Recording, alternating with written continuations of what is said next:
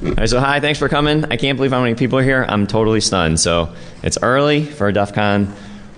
You know, there's ATM jackpotting going on. There, in another talk, there's a Playmate of the Year or something, right? I know. That's fine. I saw her though. She's not that cute. So what else? So I mean, anyway, I was really surprised there's people here. So thanks for coming. And I was like, optimistically, the room will be empty. Everyone who can't get into Barnaby Jack's talk will then be like, well, what the hell do we do now? And they might wander in. But yeah, thanks for coming. Okay, so this talk, and I warn you, there's probably too much material, so I'm going to probably end up skipping stuff, but I'll make the slides available online. So if I gloss over something you're more interested in, check out the slides and see. So this talk is supposed to be sort of a fictional story of, so you know, I travel and give talks around the world, and so like what would happen if like one day I was, you know, visiting some foreign country, and, you know, next thing I knew, there's like a bag over my head. And a couple hours later, I wake up, and I'm in, you know, beautiful downtown, you know, some city in North Korea. And Kim Jong-il and his friends are there insisting that I helped them build a cyber army to attack the U.S. So this is the story. So, and when you're in that situation, you know what you say, right? Yes, sir, right? So for that, here we go. Here's my Korean military uniform for the day. All right. So, ready to fight. Yeah. So who's with me, right? Okay. So yeah, that's what you say. Yes, you know, devoted leader. Okay. So what am I going to talk to you guys about? So a little about me. Normally I would just skip that, but this talk is all sort of like, you know, like BS and all that. So I want to sort of convince you I know what I'm talking about. And then some background stuff, strategies I would employ, potential attacks, things that my cyber army would have to do, things I could imagine defensively the U.S. or whatever country we were attacking would try to do, and why it wouldn't work. And then exactly how I would have the army, you know, who would be in it, what kind of people, how much it would cost, that sort of stuff. Then how long I would need to set up, what exactly I would do. And then, you know, conclusions and lessons learned. Okay, so why am I talking about, you know, cyber war? So out of the blue, some guy from NATO calls me like 3 or 4 months ago. And he's like, hey, Charlie, we'd like you to come to Estonia and give us a talk about cyber war. I'm like, well, you know, I'm really good. You know, I'm like a low-level tech guy. I don't know how to like break into computers and stuff like that. But I don't really know much about, you know, cyber war. So I don't know, you know, policies. I don't know, you know, what country has what, or, you know, anything like that. I just know how to break into computers. And so I'm like, sorry, you know, I'm gonna have to decline. But then the more I thought about it, and then I started reading like, you know, Richard Clarke's book, and I was like, man, you know, most of the people who are talking about cyber war, they don't really know. They might know what they're talking about, but they don't really know like the details, like I know, right? So I thought, oh, that'd be kind of fun. You know, and I was like, well, what do you really want me to talk about? And he's like, well, anything you want. I was like, well, you know, I'll talk about what I know, which is offense. So so he convinced me to come. I gave the talk, and you know, there were some technical guys there, mostly like policy types. There was ex-former cyber czar of the U.S. was there watching my talk, and apparently she was like, you know, didn't like it or something. I don't know. So that's your boss? No, she was probably lost. Oh, yeah, maybe. It's not too technical. Like, you know, my talk at Black Hat had like hundreds of slides with like assembly. No assembly in this talk. Okay, so anyway, I was like, well, I'd like, you know, where else can I give this talk besides to these NATO guys? I was like, well, guys at DEF CON might appreciate it, so that's why I'm here. Okay, so who am I? I have a PhD in math, worked for a year, reading firewall logs. I used to work at the NSA for 5 years. I'm a consultant now, and that's basically what this talk is about. So it's like a proposal. So I do this all the time as a consultant. So you know, I'm good at A, you know, breaking in things, and then B, figuring out like how much stuff's going to cost, how much time it's going to take. So that's really what this talk is. It's like a proposal to a country to build a cyber army. I did some other stuff too. Okay, so what about, you don't hear much about what people say, what they did at the NSA. And for good reason, and I can't talk about it either, but I can tell you bullets from my resume that they approved. So these are things I can talk about without further comment. So these are things I did while at the NSA to show that like maybe I know what I'm talking about. So performed computer network scanning and reconnaissance. Executed numerous computer network exploitations against foreign targets. Like, I can't believe they allow me to say that, but they do. Network intrusion analysis, designed and developed network intrusion, blah, blah, blah. So anyway, so I did some cool stuff as a you know, NSA guy. Okay, so on to the basics. By the way, it's cold in North Korea. I didn't know that. I didn't pack for it. All right, so the bottom line in all this stuff is money, right? So if you have enough money, you can do pretty much anything you want. So just for some comparison of what people are spending on this sort of stuff. So the U.S. military spends, a crap load of money. Just on cyber alone, they spend $105 million a year. And these are all just things I found on Google. Like, again, I said I'm not really an expert on this. North Korea spends $5 billion, which is a ton for their little country. On Cyberwarfare alone, they spend $56 million. So that's a lot. Let's see. Iran, by comparison, you wouldn't think they would have one. They actually spend more, $76 million. And so what I'm going to propose is actually a bargain. $49 million, and I can take down any country. Okay, so cyber warfare, what do I think it is, right? Everyone disagrees, so since I'm talking, I get to say what I think it is. It's collecting intelligence, controlling other systems, so, making them do what maybe you don't want them to do. Maybe you just want to make, or people can't use the systems that they want to use, maybe General Hayden, my old boss, would disagree, but, the general idea is you want to cause harm, like if you launched missiles and stuff without actually having to go through that trouble of doing that. Okay, some more statistics just to get a realm on your head around some of these numbers, because we're used to, at least me as a pen tester, we're used to corporations or something. So it's like now our target's sort of like the world. So what sort of numbers are we talking about? It's like lots of a few billion IP addresses in the world, 2 billion personal computers, 41 million iPhones. So that's a lot of iPhones. What about botnets that you hear about? How big are they compared to all the computers in the world? Well, they range anywhere from 3 to 10 million.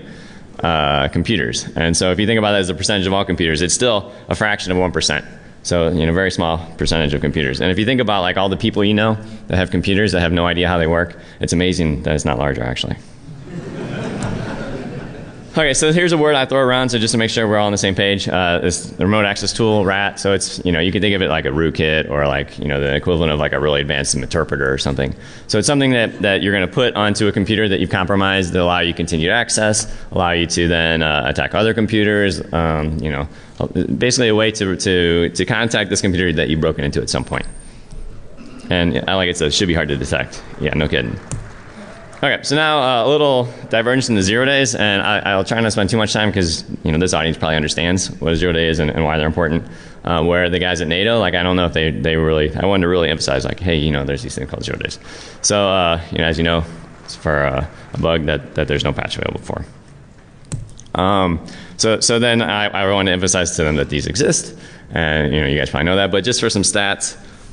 So 2005, so these are mostly ones I know about since, I know about stuff I do. So 2005, I found a bug in Samba. It was around for 2 years. So that's a long time for a bug. There's this JBig2 Adobe Reader vulnerability discovered in 2008. This is discovered by a bad guy this time. I'm wearing a military uniform from Korea, so maybe I'm not one to speak about who's good and who's bad, but this is a real bad guy. And so he found it in 2008, and it didn't get patched until March, even though people knew about it. So, these 0 days are floating around.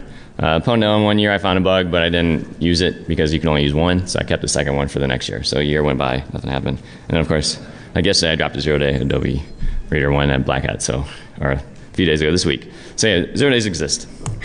Okay, what about how long they're around? Because this is going to be kind of important because, I'm going to have my army, finding these 0 days. So I want to know, what their shelf life is.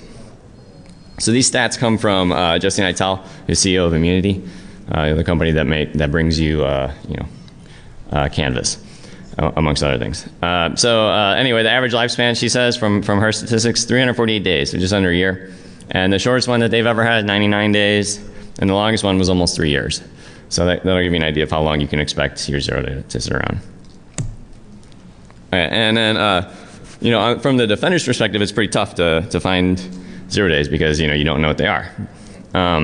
This little dialog box is I think it's a pretty funny story. So I had the 0 day, and we were doing something with it for someone else, right? I can't say more than that, but anyway, we were testing it against lots of different targets, and I was like, well, what about? We were trying to find all the Windows boxes we could.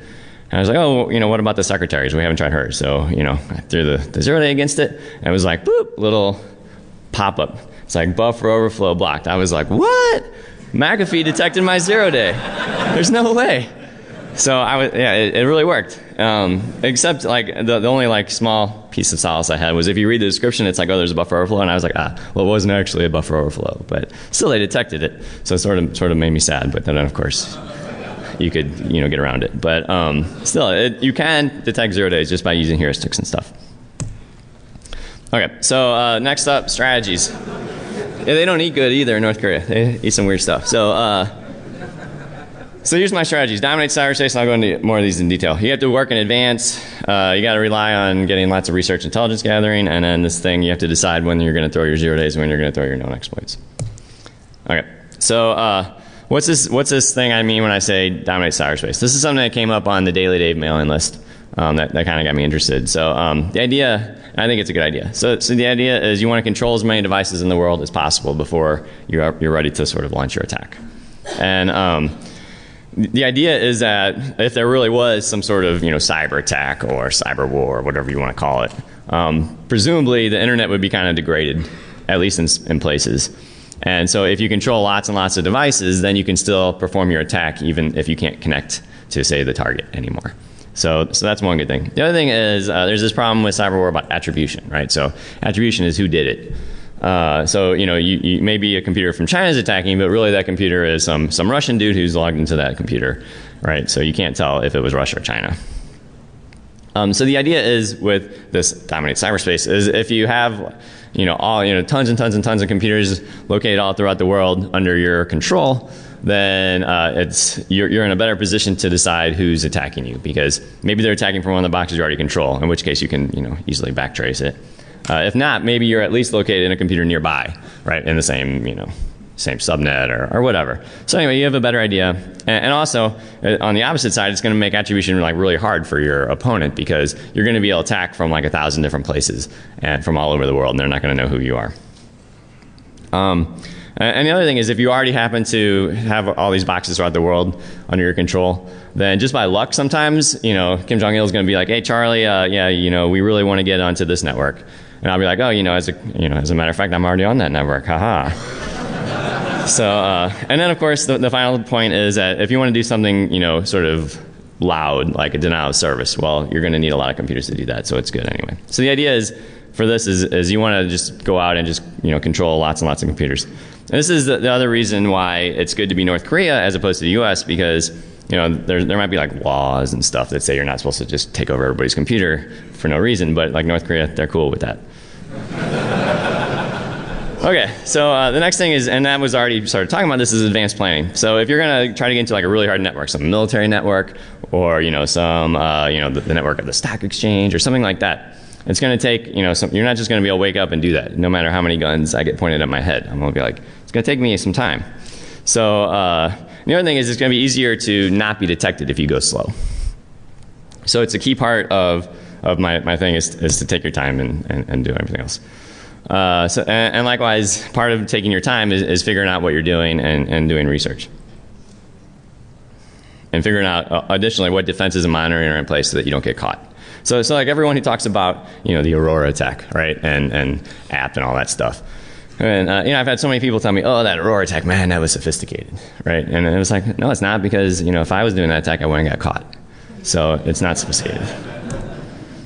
The other question is, so, at some point, I'm going to have this stockpile of 0 days and a stockpile of known vulnerabilities. When am I going to, and I want to get on somewhere. Which do I decide to use? And so it's going to be something you have to decide case by case. But basically, if you choose to use a known vulnerability, a known exploit, then, the advantages are you can just look like some, teenage hacker. And also, if you get busted, who cares? The 0 days are going to be way harder to detect, so you might want to use those for the harder targets to get into. But the problem is, if you do get caught, then that's a lot of resources you've used to find that 0 day and to weaponize it. And so it's going to be expensive in time and money to replace. Okay, so then there's some other things you might consider doing. So like Richard Clark is huge on like, oh, logic bombs. So like I hadn't read that word since, I read Hacking Exposed 15 years ago or something. But he loves it. And so the idea is that you get into, like the hardware of the other guys, and you plant these things, and then you just turn a switch, and like the whole world ends. But I think it's kind of stupid. So that's not my strategy. The other one is like, and part of mine is like, oh, I'm gonna build up this botnet. And so it's like, well, why don't I just pay off some criminal who already has a botnet and use his, right? Save some time or whatever. And so I say for that, I don't go for that either because A, they're criminals, so you can't really trust them. And B, there was another one, I swear, but I can't think of it. Anyway, so I'm not gonna do that. I guess it's mainly just they're you know, you just can't deal with those guys, and they're not only can you not trust that they're not just going to take it back or do something else, but you want to keep it sort of secret, right? You don't want to be telling all these guys. The other thing is you could have like pay a Microsoft employee $50,000 to go put a bug in or a backdoor in some IE code or something, or Cisco or whatever. So you could do that, and it'd be easier. But again, you kind of have to worry about that getting out at some point. Okay, next.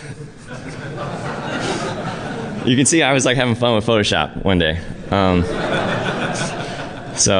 I'm not actually that good at it either. So what's my what sort of things do I see attack? So like first off, like I'm doing whatever Kim Jong-il tells me to do at this point, right? And I don't really know what his plans are. He's not like totally like right in the mind. So I'm just like, okay, I'm going to prepare for everything you could possibly ask for, and then when you tell me to do it, I'll just hopefully already have that in place to do it. So what are some like crazy things that he might come up with? Hey Charlie, I want you to shut down the internet. It's like, well, I'll do my best. I'm no Dan Kaminsky. So other things I might do is financial markets, air transportation, power stuff. Maybe break up the communication in the military. Cell phone networks. This is like really easy to do because I haven't been able to use my phone in like a week here in Las Vegas. Okay, next up, tasks. So these are the actual things that the last bit was what he might want me to do, and this is the things I'm going to prepare to do, and hopefully these things will allow me to do the things he wants me to do. And yeah, everyone loves my book there in North Korea.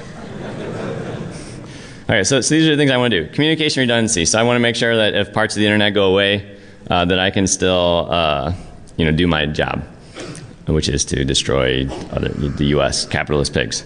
Okay, distributed denial of service. I want to be able to get into like really hard targets, like military networks. I want to take down core infrastructure, and then there's these like air gap networks I'm going to talk about and how I would attack those. Okay, so I mentioned this already. So I want to have redundant communication to all these computers that I'm launching my attack from throughout the world. So the idea is that the people. So not just the computers, but I want to have people like stationed throughout the world too, right? So if I don't want to have like all my cyber army like holed up in a bunker in North Korea, right? Because then all you gotta do is snip the cables going into North Korea. There's probably like 2, and I'm gonna be shut out. So I want to have like people all over the world, and in this case I'm attacking the U.S. So like have them all over the U.S. as well. And likewise, I want to have communication to those people and to like other computers that I own through lots of different ways. So instead of so I'm assuming the internet at some point is going to be difficult to use when I'm doing all these things. So I want to have like be able to talk over the phone lines, over like satellite phones, anything I can think of. The idea is even if the internet like somehow like became completely unusable, I could still communicate with these computers to continue the attack, or I could actually stop the attack if I wanted to.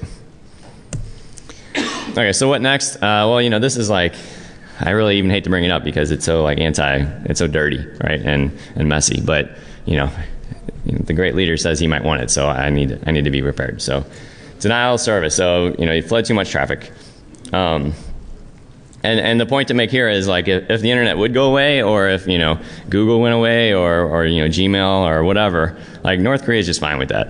Like the average person in North Korea could care less if the internet is functioning or not. Where like other countries might have to actually worry about this, but I don't. Okay, and then how am I going to get this botnet? Well, basically I'm going to just use a crap load of basically how the bad guys do it.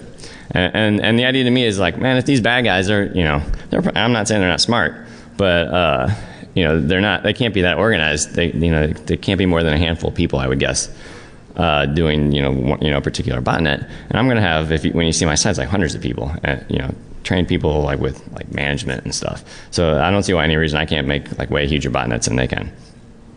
So the idea is just collect a bunch of boxes, make sure that no one else is on them, clean them up as much as you can, and move on. And for this task, I'm not going to use any 0 days because obviously when you look at the size of botnets, you don't have to. So what else do I want to worry about as far as the North Korean botnets? So I want to make sure that I use different botnet software for different botnets. I want to have them make sure they're the same thing that normal botnets have, so they're not centrally controlled. So you can't just like take out one computer and then all of a sudden I can't communicate with my botnets. I want to make sure they're all over the world. So again, if you like snip off communications to one country, it doesn't really affect it.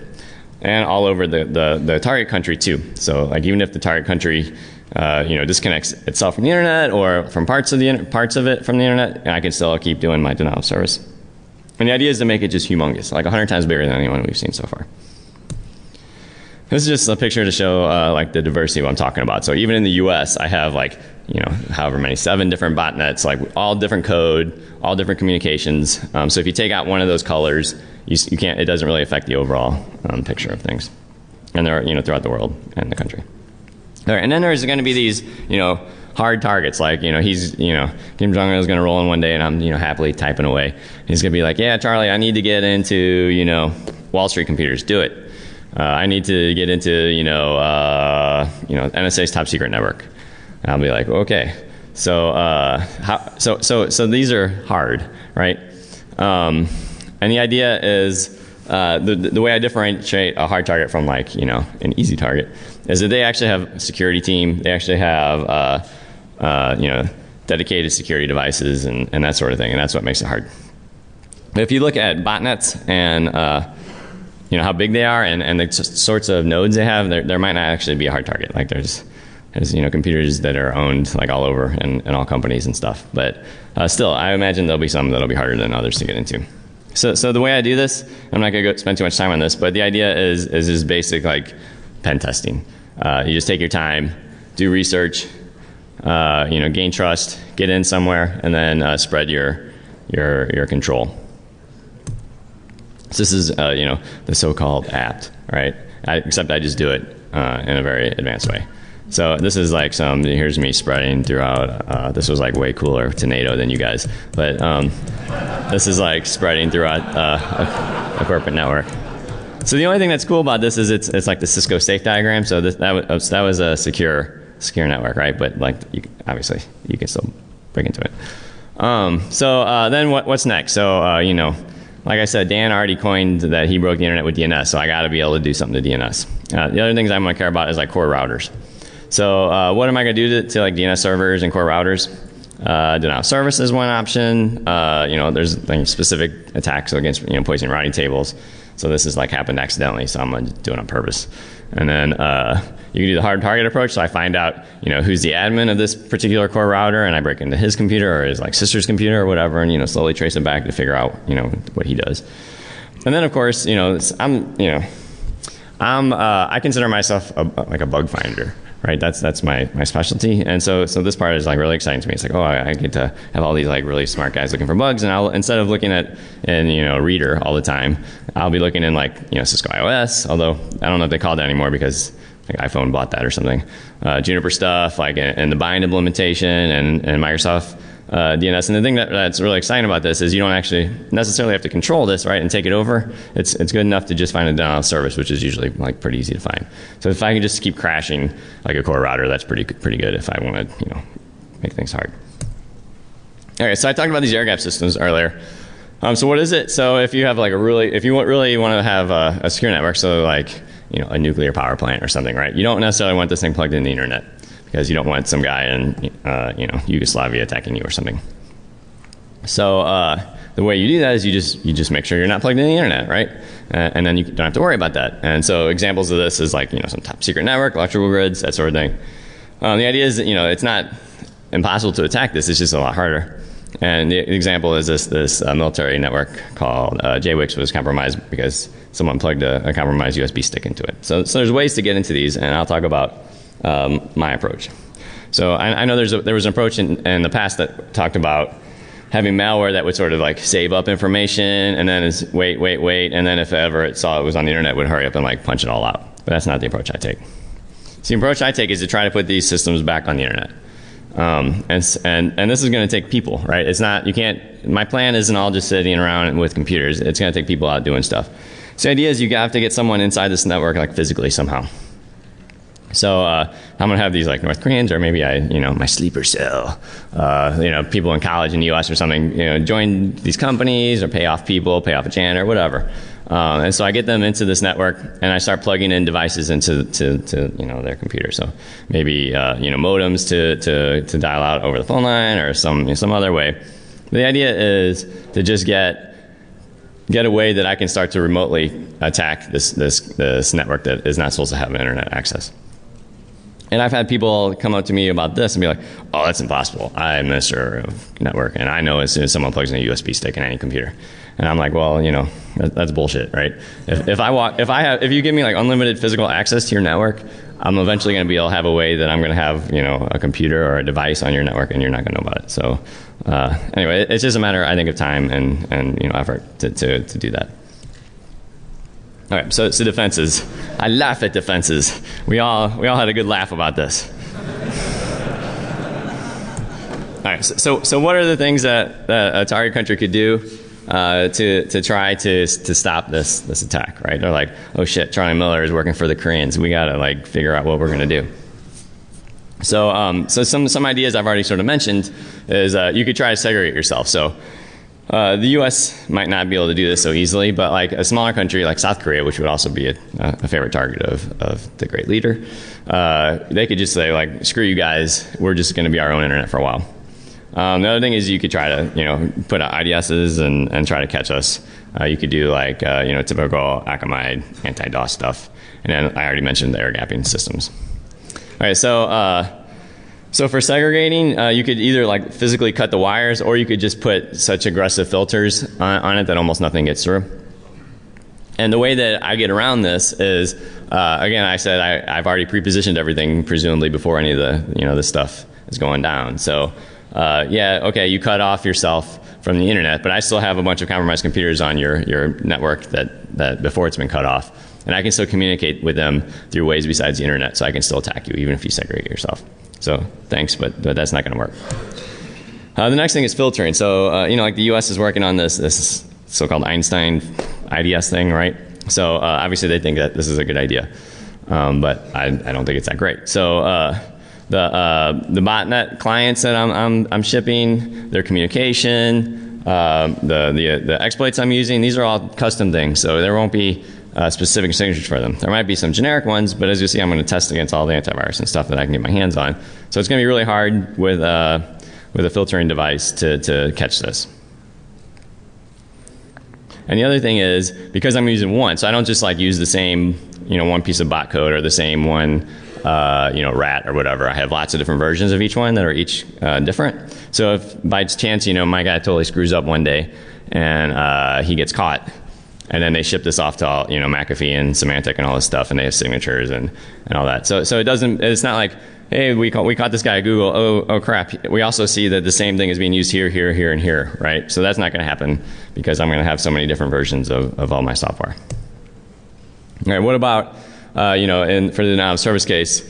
They really, really want whitehouse.gov to be up, so they hire Akamai or they set up their own sort of system. And so I would say, well, because I have this first of all, I have this enormous botnet, and second of all, it's geographically diverse. So that's the main thing that they use to stop you, and so it won't actually help you here. And then I already mentioned air gap systems. Well, for one thing, you can't actually air gap every system, or else the internet doesn't exist, right? And the other thing is, I already mentioned that I would try to un-air gap the ones that are air gapped. Okay, so now let's talk about, that's what I want to do and why I think it will be hard to defend against. So now let's talk about exactly what I think I'm going to need. Do you see me in this picture? It's like a Where's Waldo.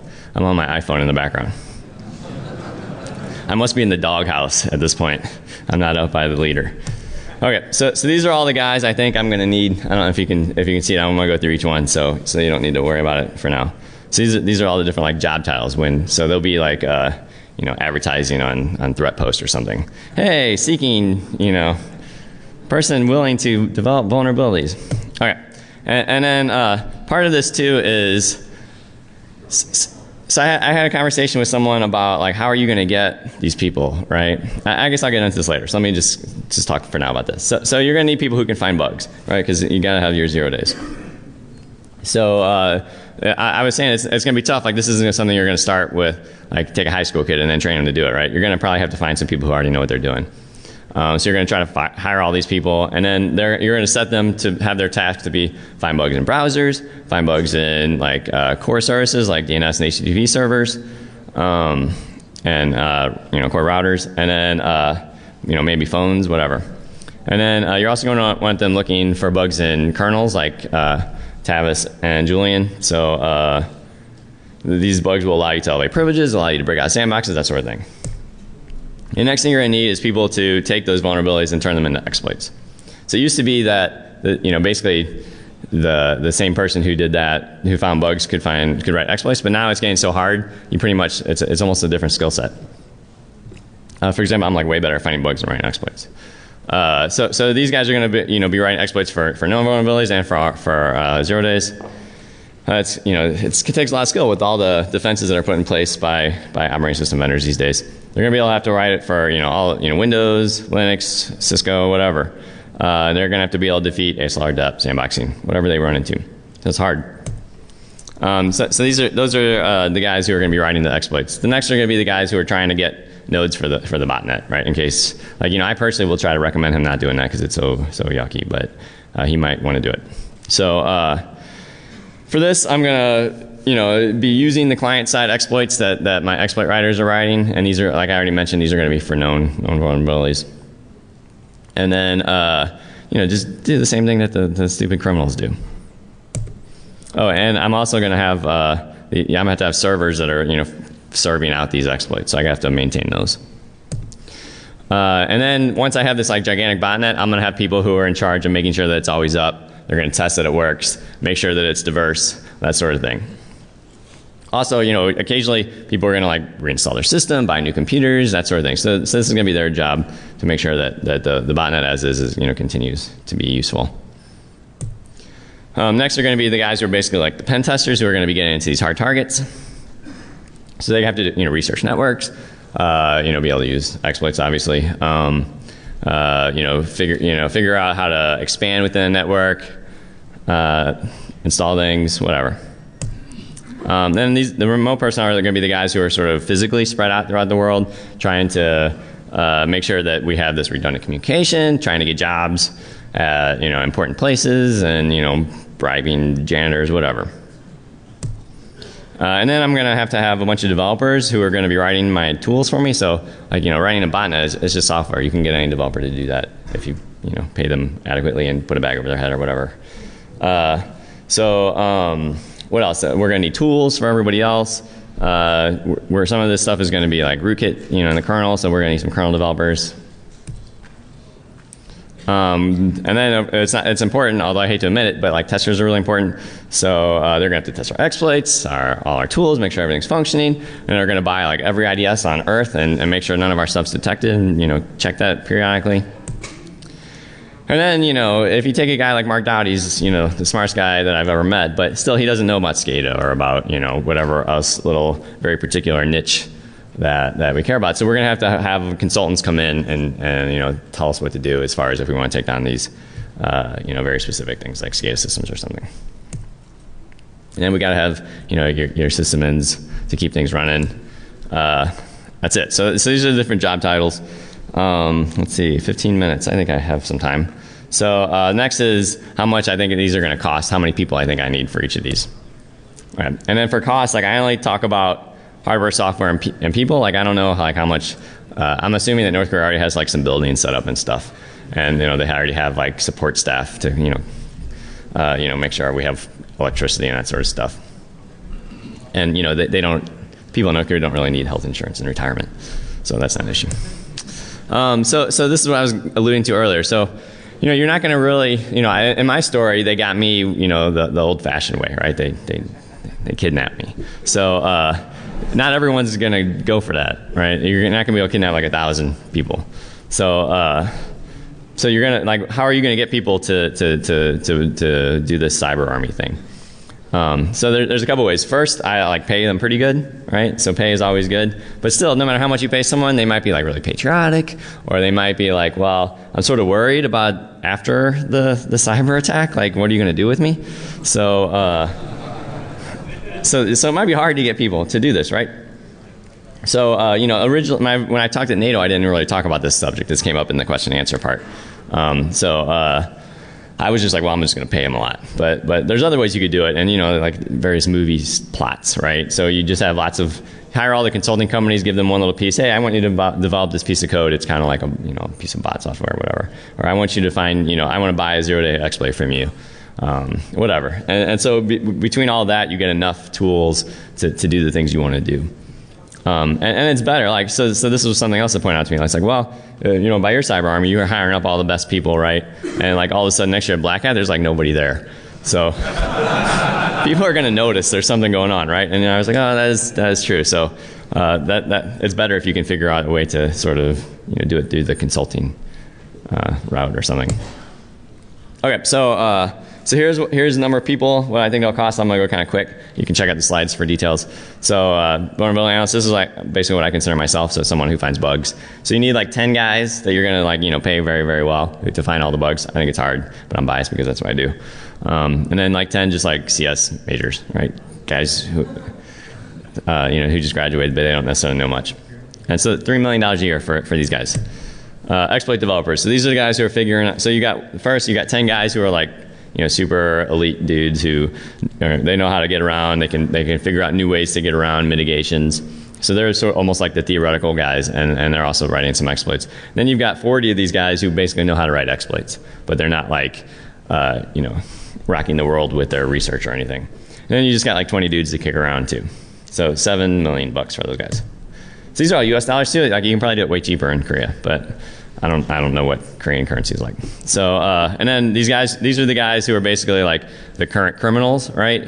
The guys who get nodes for the botnet. So 50 good guys, 10 like little. I always like to have like 10 guys that kick around. So $4 million.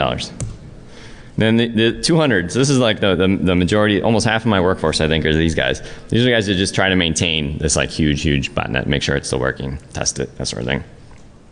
200 guys who have like degrees in computer science, and then like 20 other like college kids. $12 million. These are the pen tester guys, 50 of those guys, because there's going to be like a lot of networks they're going to want to get in. And like for comparison, the company I work for is like 12 guys. So this army is like way huger than mine. We got 10 guys that kick around. These are the guys that are like wandering around the world trying to get jobs and stuff. So I don't actually pay for them because I figure like, it's not really a technical job, right? North Korea probably has people who are already good at this. So these are the developers. So these are the guys writing the code for us, writing the botnets, that sort of thing.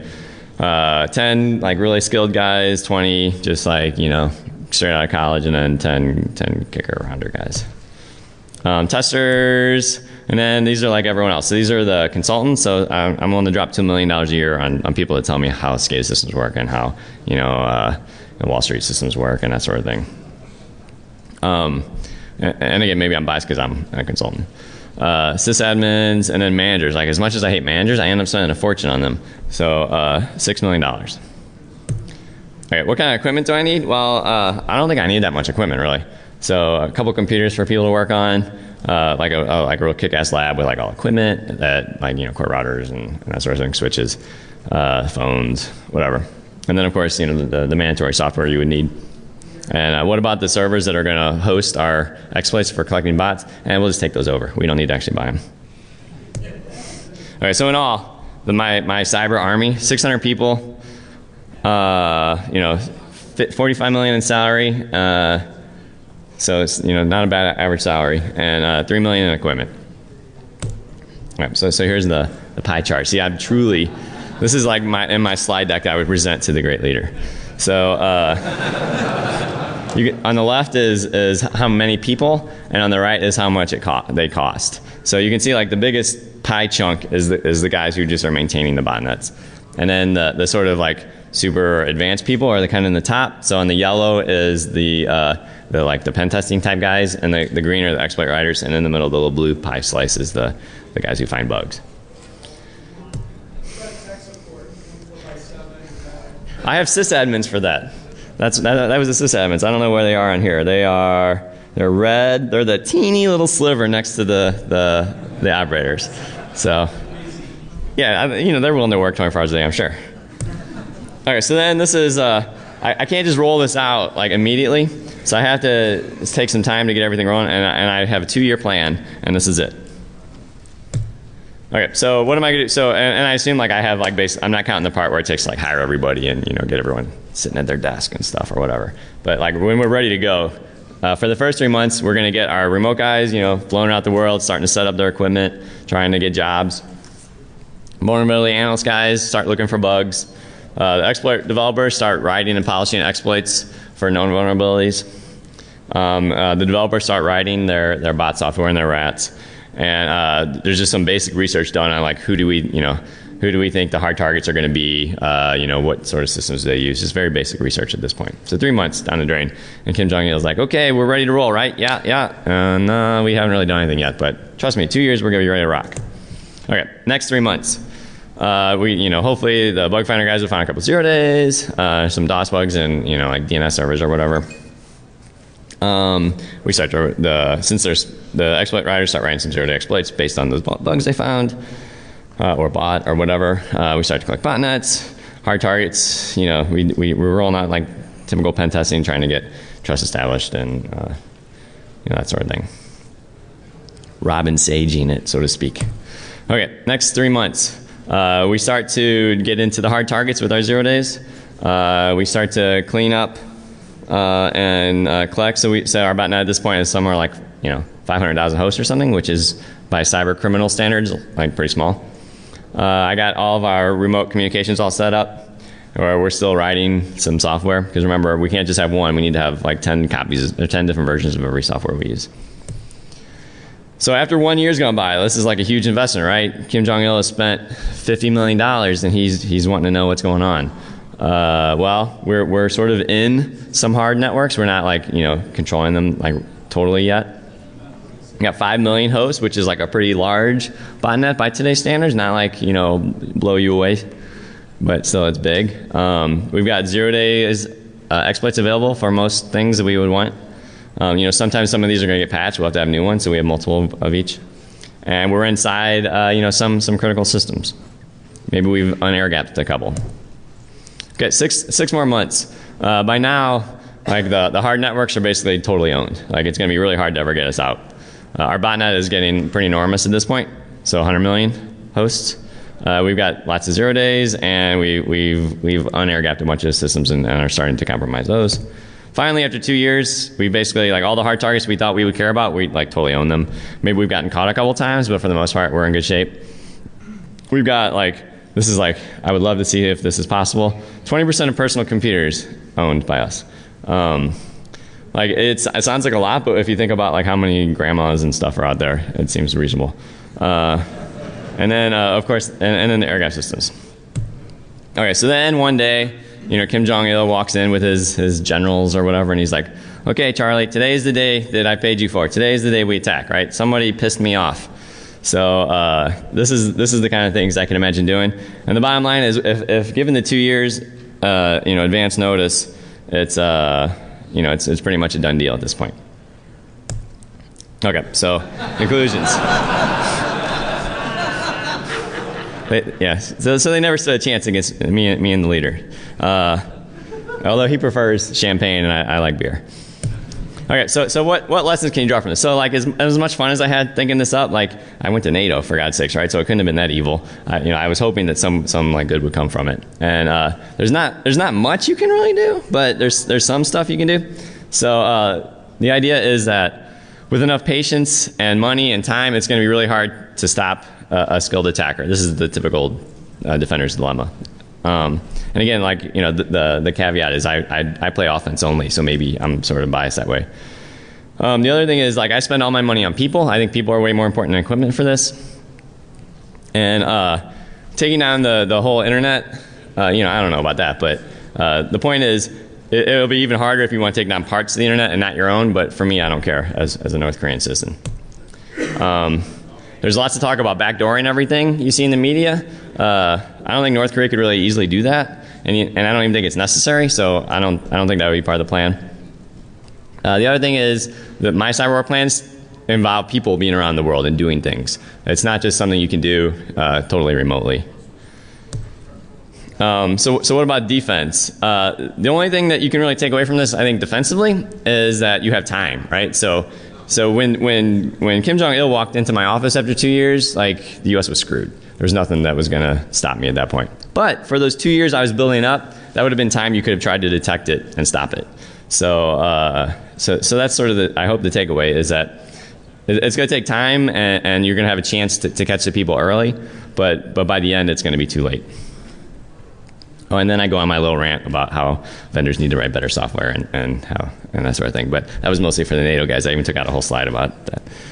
Okay, thanks to the guys who gave me an early read of this, because again, it's like I usually feel more comfortable with like assembly language on the screen because no one can argue that what XOR does. But this is sort of a lot of opinion, so I wanted to make sure I was sort of on base. And that's it. So happy. I guess I'm heading off to another room or. Capri 112. Capri 112. If you want to chat about building a cyber army or check out my creating stuff.